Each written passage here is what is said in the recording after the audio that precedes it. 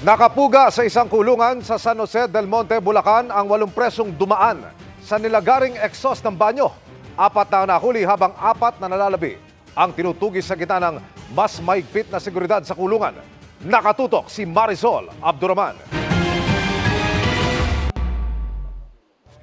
Sa kuha ng CCTV video, makikita ang mga lalaking ito na sunod-sunod na naglalakad sa makitid na daanang ito.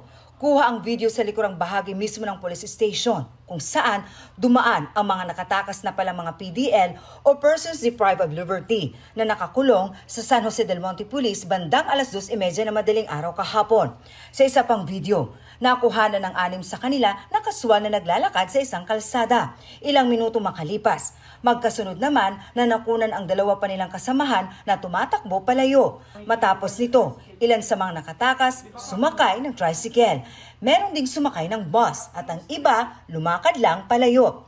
Sa investigasyon ng San Jose del Monte Police, lumusot ang 8 sa exhaust sa CR ng selda nila. Nakat nila yung metal rail doon using yung isang lagaring bakal.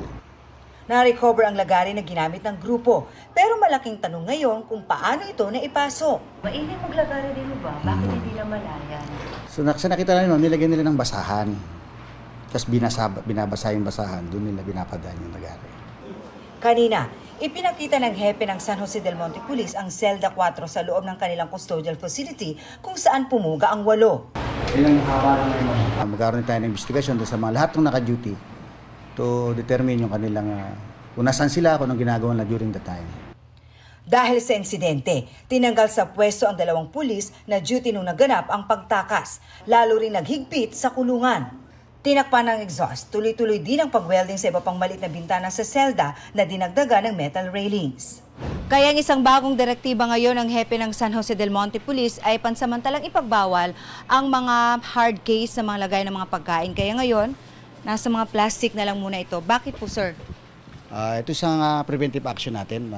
Baka kasi kung may nakalagay sa hard object na ipapalaman, makaligtaan ng ating pulis sa dami. Baka ma-overlook yung iba. Kaya ang ilang dalaw kanina napilitang isalin sa supot ang mga dalang pagkain. Pero wala naman daw itong problema sa kanila. For security rin, ma'am. Pinagbawal po muna ang dalaw. Okay lang din, ma'am, kasi siyempre para rin po naman sa kanila yon, sa kaligtasan nila.